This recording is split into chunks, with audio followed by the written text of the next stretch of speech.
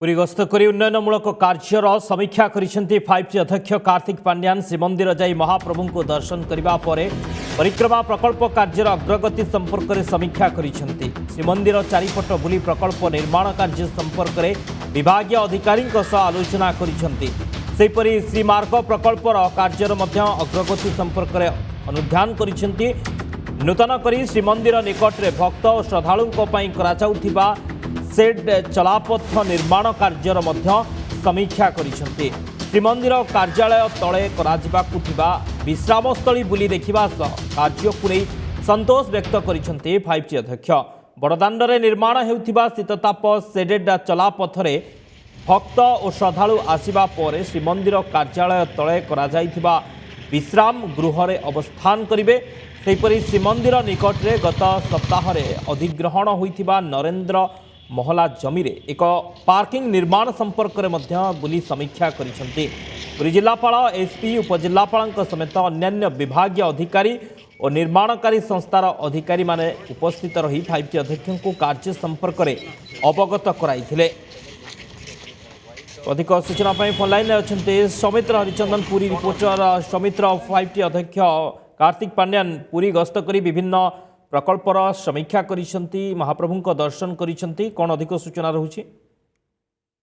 प्रति सप्ताह कार्तिकेयन से पुरी आसती और श्रीमंदिर जाए महाप्रभु को दर्शन करते।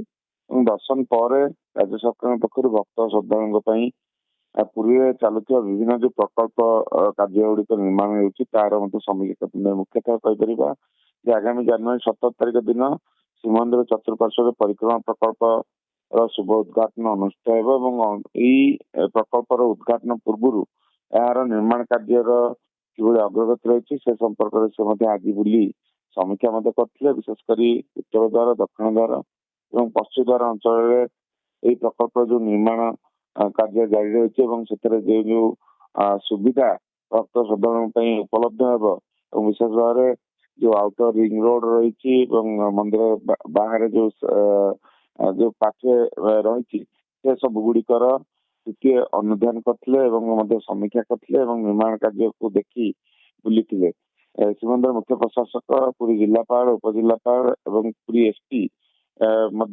प्रकल्प जो जारी रही तार कार्य कौन कौन अग्रगति होची से संपर्क में अवगत करते।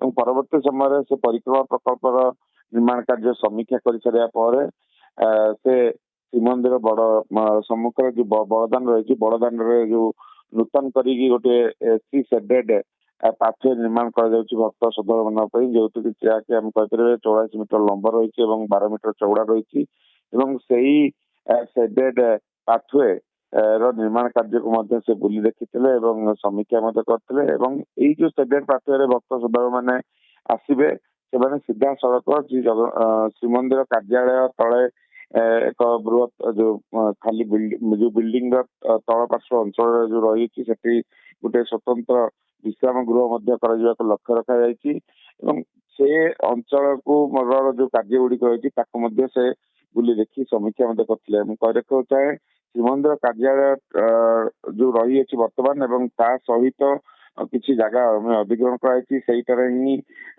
भविष्य स्वतंत्र जो भाव रिसेप्शन सेंटर निर्माण कर लक्ष्य रखा तेणु प्रारंभिक भाव रिसेप्शन सेंटर कार्यक्रम कि से बुझीते जो निर्माणकारी संस्था ओबीसीसी कहतु टाटा प्रोजेक्ट अधिकारी मैंने कहतु सहित आलोचना करते। गत सप्ताह श्रीमंदिर सम्मुखें नरेंद्र महला गोटे बहु पुरातन बिल्डिंग रही जहाँकि गोटे मठ संपत्ति सेଠାରେ गोटे इमरजेंसी सर्विसेस व्यवस्था ग्रहण करने जमी अधिग्रहण कराइला प्रशासन पक्षर किंतु से स्थान जो नरेंद्र महला को जमी अधिग्रहण जो कर स्थान बर्तमान अस्थायी भाव गोटे पार्किंग निर्माण करने गत सप्ताह 5T अध्यक्ष जो आसते से निर्देश देते आज बुली देखी से स्थान बर्तमान अस्थायी भाव पार्किंग कार्य